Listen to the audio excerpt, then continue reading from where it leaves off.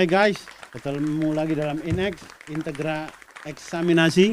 Kali ini kita akan membicarakan prahara di negeri ini, jurus mabok ala presiden menjelang lengser, ditengarai dari urutan peristiwa putusan MK yang mengabulkan pada akhirnya Gibran bisa masuk sebagai wakil presiden, berlanjut kepada proses utopia pembangunan IKN, kemudian lengsernya Airlangga sebagai Ketua Umum Golkar, diikuti dengan Munas Golkar yang dipercepat, mendahului waktu ganti presiden, dan saat ini telah ramai rumor bahwa Balik DPR akan mengeluarkan Perpu menandingi putusan MK terbaru mengenai syarat usia dan threshold calon pilkada yang kemudian jauh menurun dibandingkan dengan aturan sebelumnya,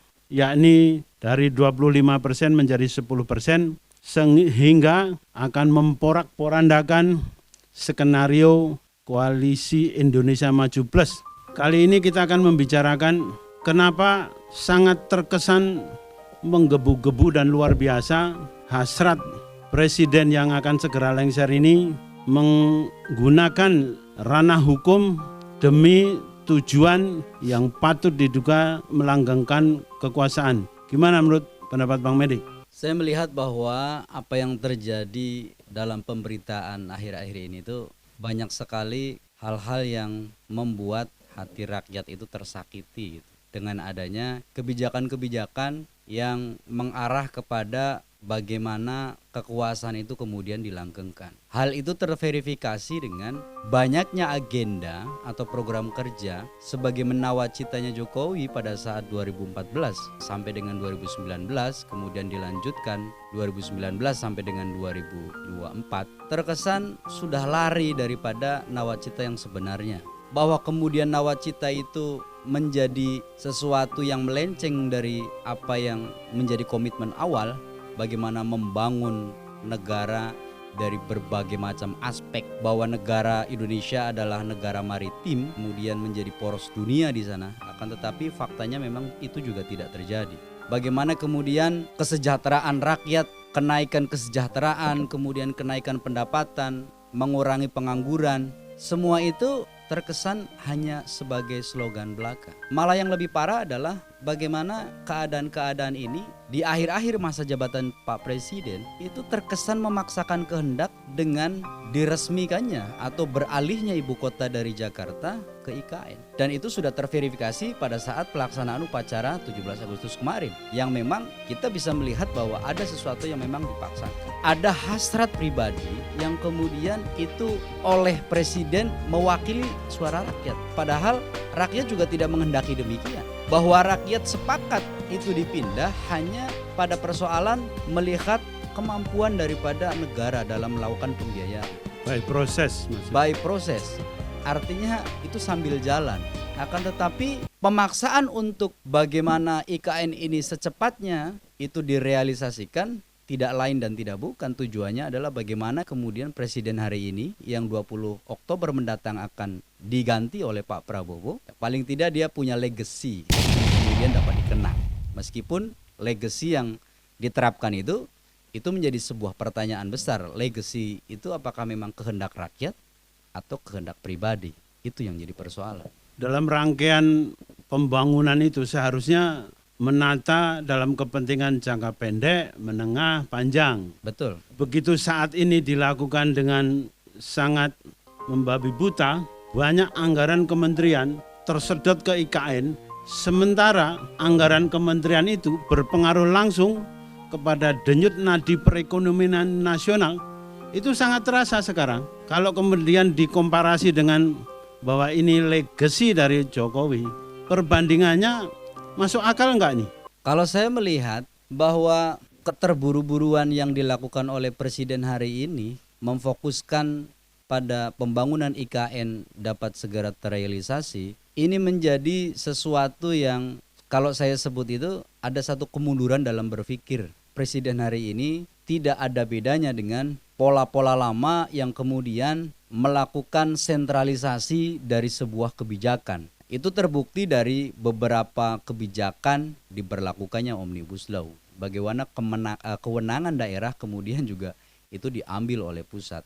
Itu kan secara tidak langsung sedikit demi sedikit tanpa kita sadari ternyata negara dalam hal ini punya ambisi. Ambisi ini apakah kemudian mewakili apa yang dipikirkan oleh rakyat, apa yang diinginkan oleh rakyat? Ini menjadi sebuah pertanyaan yang kemudian terus akan harusnya dijawab oleh pemerintah. Dan dengan adanya agenda sentralisasi di IKN dalam persoalan anggaran, itu jelas merusak tatanan dalam tumbuh kembangnya perekonomian yang ada di negara. Itu terlihat bahwa kenaikan perekonomian kita itu stuck di tahun-tahun yang sudah tidak mengalami satu perubahan yang signifikan terkait dengan bagaimana kesejahteraan masyarakat itu meningkat. Kemudian timbul di tengah rekayasa bahwa tapera, asuransi mobil harus dijalankan, kemudian Dirjen Pajak yang terkesan super intensifikasi. Padahal itu jelas kalau dilakukan secara berlebihan itu menimbulkan kontraksi di perekonomian. Ya. Tapi yang kemudian menjadi memprihatinkan juga bahwa metodologi yang dipakai presiden ini mengeliminir partai-partai sebagai oposisi. Ya. Semua didekati semua dikasih jabatan dengan segala cara yang ada sehingga kekuatan presiden terlalu mayoritas. Pada saat ini presiden memiliki pemikiran bagaimana mengamankan program IKN ini dan kedudukan Gibran sebagai wakil presiden yang merupakan anaknya. Karena tanggal 20 Oktober itu sudah berpindah rejim, kita ketahui mantan presiden ini tidak memiliki jaringan partai, dikhawatirkan posisinya menjadi lemah di kemudian hari setelah adanya putusan MK yang membatasi mengenai umur dan threshold pilkada. Dilakukanlah skenario melalui balik DPR dicurigai akan menerbitkan Perpu. Sementara kalau Perpu itu ada syarat-syaratnya, di mana salah satu syaratnya adalah mengenai keadaan yang mendesak. Pada saat Perpu Omnibus Law, maka kedudukannya face a face demi masyarakat luas. Masih bisa kemudian terjadi mempercepat pertumbuhan ekonomi. Tapi kali ini, kalau kemudian timbul Perpu, dalam rangka untuk menihilkan putusan MK mengenai threshold dan usia calon, ini sesuatu yang masuk akal enggak? Dalam pikiran saya itu tidak bisa saya masukkan dalam akal sehat. Karena persoalannya adalah bicara tentang bagaimana penerbitan Perpu, kita harus paham bahwa ada syarat krusial yang kemudian harus dipenuhi dalam pembuatan Perpu. Bahwa salah satu yang paling prinsip dalam membuat Perpu itu adalah sebuah keadaan yang memaksa. Yang menjadi pertanyaan adalah keadaan yang memaksa yang dimaksud itu yang seperti apa? Secara eksplisit itu tidak tertafsiri secara jelas bagaimana kemudian mengartikan keadaan yang memaksa itu. Dalam wilayah praktek ternyata presiden atau pemerintah memaknai keadaan yang memaksa itu pada persoalan subjektif. Subjektif di sini mengarah kepada bagaimana kemudian kebijakan yang akan dia pakai itu dibuat seakan-akan darurat keadaannya. Kemudian terbitlah Perpu itu. Kita sudah mengalami beberapa kali Perpu yang telah dilakukan oleh presiden. Bagaimana Perpu Omnibus itu terbit karena apa? Karena ada frase dalam putusan MK itu yang menyatakan bahwa Omnibus itu inkonstitusional. Kemudian diberikan waktu untuk dilakukan perbaikan selama 2 tahun. Akan tetapi faktanya karena menunggu 2 tahun itu lama, maka dibuatlah Perpu itu. Dan sulit prosesnya. Ya kita tahu bahwa untuk menerbitkan satu Perpu itu cukup 1 malam. Jadi itu jurus dewa mabok. Jangan kalau kita bandingkan tentang bagaimana membuat satu peraturan perundang-undangan, itu kan perjalanannya lumayan itu. Karena ada beberapa syarat yang kemudian harus dilalui, bagaimana syarat secara filosofis, secara sosiologis gitu kan. Nah, persyaratan-persyaratan itu kan harus kemudian terakomodir dalam membuat satu peraturan perundang-undangan, yang mana kemudian peraturan perundang-undangan itu sebagai sarana mengakomodasi inventarisasi permasalahan-permasalahan yang itu menjadi kebutuhan daripada masyarakat itu sendiri. Itulah yang sebenarnya harus dilakukan. Makanya yang menjadi otokritik bersama itu adalah bagaimana kemudian legislatif dan pemerintah eksekutif itu banyak yang tidak paham dalam membuat satu kebijakan. Bagaimana kebijakan itu pro terhadap rakyat. Yang hari ini terjadi, ribuan peraturan perundang-undangan dari mulai level undang-undang sampai kemudian level perda itu tidak terhitung. Ribuan peraturan itu ada dari semua lini atau dari semua bidang. Faktanya hari ini Mahkamah Konstitusi dan Mahkamah Agung, Mahkamah Konstitusi pengujiannya adalah terhadap Undang-Undang 45. Mahkamah Agung menguji pada persoalan peraturan-peraturan kepada acuannya kepada undang-undang. Itu banyak sekali yang dilakukan judicial review. Padahal umurnya baru tidak lama, baru seumur jagung. Kemudian dilakukan judicial review. Itu sebagai bukti bahwa pembuatan yang dilakukan oleh para pembuat undang-undang dalam hal ini adalah DPR dan pemerintah itu tidak mewakili apa yang kemudian menjadi kebutuhan daripada masyarakat. Hal itu juga pada Perpu Omnibus. Perpu Ya. Omnibus. Yes. Ada peristiwa runtutan yang sangat janggal. Ketua Golkar mengundurkan diri partai sebesar itu. Di Tenggarai ada peristiwa sebelumnya dipanggil Kejagung karena terkait korupsi tata niaga minyak goreng.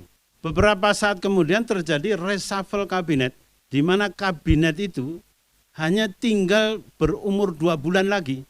Tetapi penggantiannya sedemikian elementerinya, sedemikian struktural.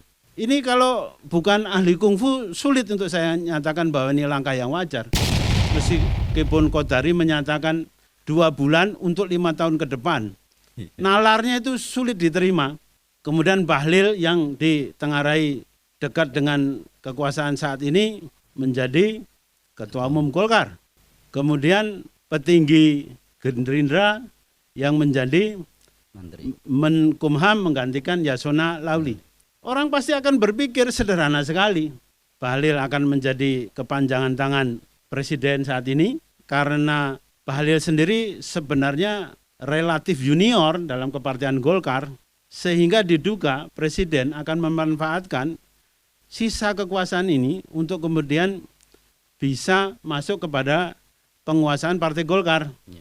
Demi ke depan adalah mengontrol, mengkondisikan, memantau, mengikuti, dan ikut menentukan keamanan IKN dan keamanan Wakil Presiden. Sementara Menkumham yang baru adalah dia yang menandatangani sahnya suatu ADART perubahan partai, yaitu Ketua Partai dan Sekjen. Ini rekayasa ini terlihat sekali dalam rencana agenda yang diusahakan dengan serta-merta atau suatu peristiwa yang mengalir saja. Peristiwa ini terjadi tidaklah mungkin bisa ditangkap dengan akal sehat bahwa ini mengalir seperti air yang mengalir. Pasti ini adalah by design. Karena kenapa kemudian by design? Seakan-akan sangat terlihat rapi sekali, runut sekali.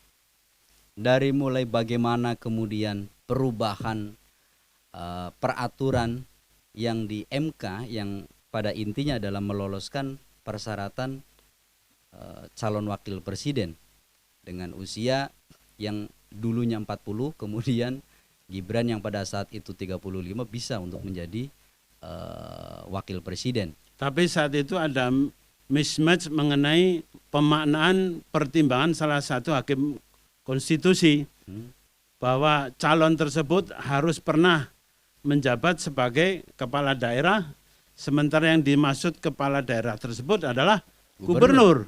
Itu tidak kemudian menjadi aksioma lanjutan KPU. Karena di MK itu kan ada 9 hakim yang memberikan pertimbangan dalam memberikan putusan akhir. Nah, dari jumlah 9 itu memang lebih banyak mengarah kepada bagaimana mengabulkan persoalan ketentuan persyaratan wakil presiden itu pernah menjadi kepala daerah. Tidak secara spesifik menyampaikan bahwa kepala daerah yang dimaksud adalah gubernur. Meskipun di dalam putusan itu ada beberapa dissenting opinion terkait dengan hal itu, akan tetapi lagi-lagi adalah bagaimana suara mayoritas terhadap pengambilan keputusan itu mengarah dan menyepakati adanya siapa yang menjadi presiden atau wakil presiden itu boleh dengan catatan pernah atau sedang menjalani sebagai kepala daerah, bukan ditulis dia gubernur ataupun wali kota, akan tetapi di situ adalah titik poinnya pernah atau sedang menjalani kepemimpinan di satu daerah, sehingga itulah yang kemudian meloloskan Gibran itu kepada bisa mendampingi Pak Prabowo di Pilpres.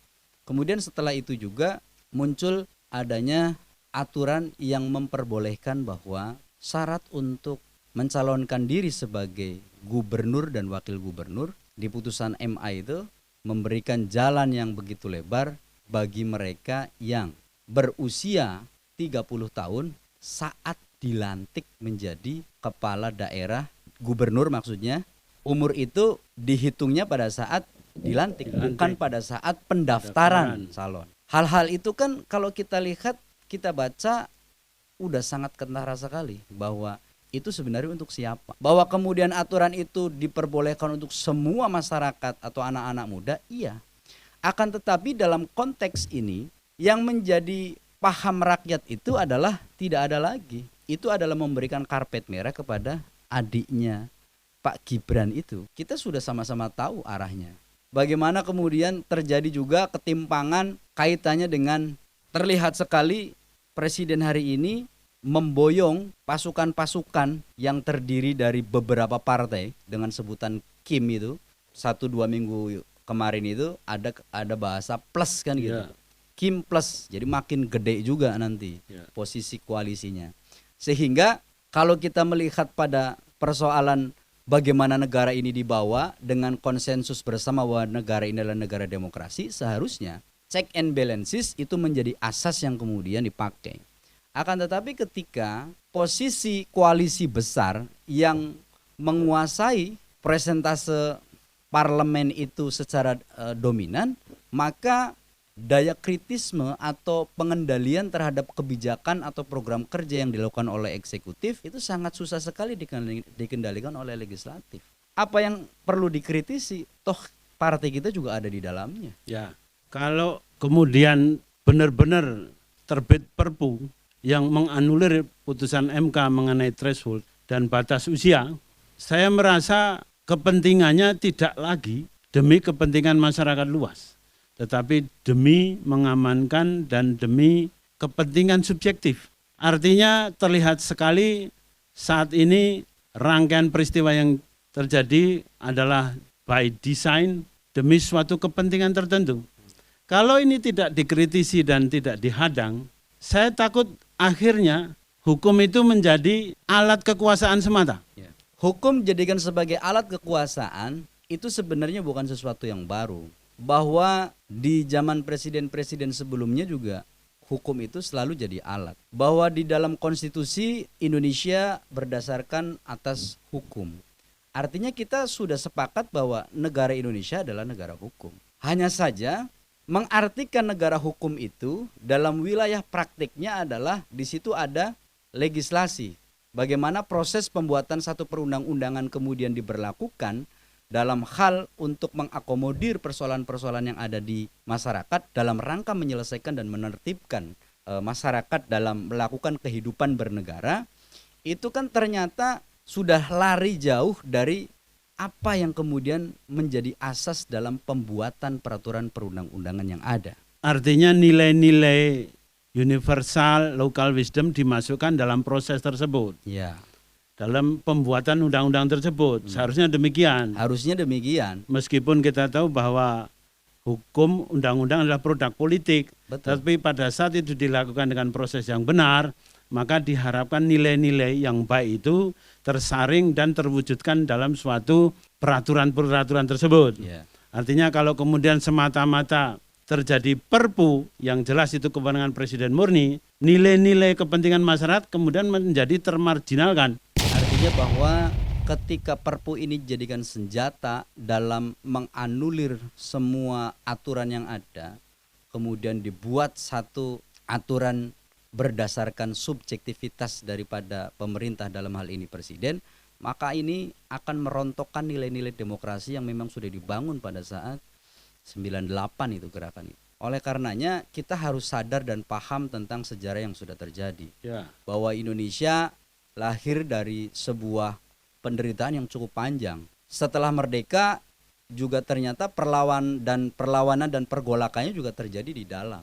Itu kita sudah kenang dan kita tahu tentang sejarah bagaimana banyak sekali pemberontakan yang terjadi di dalam. Ternyata yang susah untuk penyelesaian bagaimana negara ini dibawa ke arah yang lebih maju, dibawa ke arah yang lebih sejahtera, itu ternyata orang-orang kita sendiri yang melakukan skenario-skenario terselubung atas nama rakyat. Semua partai itu kan begitu bahasanya. Atas nama rakyat, mewakili kepentingan rakyat, tapi pada pelaksanaannya ternyata mereka juga kok yang memanfaatkan, yang merusak, yang menikmati, kan begitu. Kapan kita melihat presiden atau menteri-menterinya ngobrol nongkrong bareng dengan rakyat? Kita nggak pernah tahu itu. Karena wilayah pejabat yang sudah stratanya menteri sampai kemudian presiden itu sudah elitis. Tidak bisa kemudian bahasa-bahasa belusukan yang pada awal itu kemudian kita ciptakan atau kita lihat hari ini itu tidak ada. Bahwa itu sebagai simbol awal saja. Nah, kelemahan kita adalah mengeluh-elukan pemimpin yang kelihatannya sopan, sederhana, akan tetapi jauh daripada apa yang sebenarnya rakyat inginkan. Seharusnya Presiden Indonesia itu harus menunjukkan tentang bagaimana Presiden bisa menggali apa yang menjadi kebutuhan daripada masyarakat. Seperti pada saat zaman Bung Karno, bagaimana pergolakan yang tidak pernah selesai terkait dengan bagaimana penyusunan 5 sila sebagai dasar negara, ideologi negara.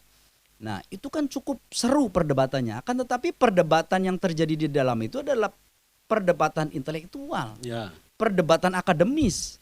Tidak berbicara sebuah kepentingan untuk Si A, si kelompok, B, kelompok. si A, si B, tidak. Tapi atas nama, betul-betul atas nama rakyat yang mewakili sekian pulau, sekian daerah yang memang kita tahu bahwa ada kebiasaan, ada budaya, ada kebiasaan yang semuanya itu harus terwakili dengan adanya 5 sila ini. Nah, saya melihat kondisi hari ini pemerintah, dalam hal ini presiden, tidak bisa mengguide sejarah kemudian dijadikan sebagai acuan bagaimana seorang pimpinan yang paling sentral itu bisa memberikan perubahan yang begitu berarti tanpa adanya kepentingan untuk kelompok atau yang lebih parah tadi di awal adalah melanggengkan kekuasaan. Artinya bahwa ketika cara berpikir dan cara bersikap yang mengarah pada pelanggengan kekuasaan itu sudah sangat dipahami betul oleh rakyat kita bahwa rakyat tidak menghendaki adanya kelanggengan kekuasaan. Ya. Harus ada pembatasan kekuasaan. Iya. Power tend to corrupt, corrupt tend absolutely. Saya memiliki keyakinan apabila dibiarkan pembangunan IKN ini dalam 5 sampai 10 tahun mendatang akan menyerap anggaran sedemikian besar. Ya. Akan mengurangi porsi alokasi untuk pemberdayaan masyarakat dan akan menciptakan brutalisme dalam penegakan pajak. Ya. Mereka akan intensifikasi yang edan-edanan dan kemudian terlindungi dalam kebiasaan menggunakan perpu. Padahal perpu itu harusnya adalah suatu produk yang sangat sakral, Ya. di mana keadaan sangat mendesak, genting, barulah kewenangan perpu tersebut dijalankan. Ya. Begitu. Seharusnya perpu itu adalah sarana yang digunakan pada saat yang tepat dengan kondisi tertentu yang memang sifatnya sangat darurat. Ya. Seperti COVID, itu wajar. Semua negara Ya. itu terkena dampak COVID itu. Sehingga dalam keadaan itu Dapat dipahami, dapat dimengerti. kita mengerti, Rasakan manfaatkan. gitu kan. Akan tetapi selain daripada kejadian COVID, apa yang menjadi urgentisitas daripada diterbitkannya Perpu? Resiko kalau dia kemudian tersandung kasus hukum di depan. Itu kan wilayah politik yang selalu Betul. terjadi. Ya, Kan? artinya harusnya jangan menggunakan kewenangan kekuasaan demi hal-hal tersebut. Salahnya rakyat, bukan rakyat, salahnya para pejabat hari ini, terutama orang-orang yang memangku sebuah kekuasaan dengan kekuasaan yang begitu besar, itu menggunakan hukum itu dirangkai dalam sebuah skenario yang nanti hukum akan dijadikan sebagai alat bergening untuk membuat posisi tertentu. Itu kan sebenarnya lagu-lagu yang memang sudah tidak asing juga kita mendengar itu, akan tetapi itu tidak baik untuk melakukan pendidikan terhadap generasi penerus bangsa. Karena yang terjadi itu adalah bagaimana cara menjatuhkan lawan, caranya seperti itu. Itu kan tidak mendidik sama sekali itu. Betul. Dan tidak akademis. Oke guys, tetap jaga kesehatan, tetap harus berlatih kungfu karena saat ini ada pihak-pihak yang menggunakan jurus dewa mabok menjelang lengsernya kekuasaan. Terima kasih guys, sampai jumpa dalam peristiwa ke depan.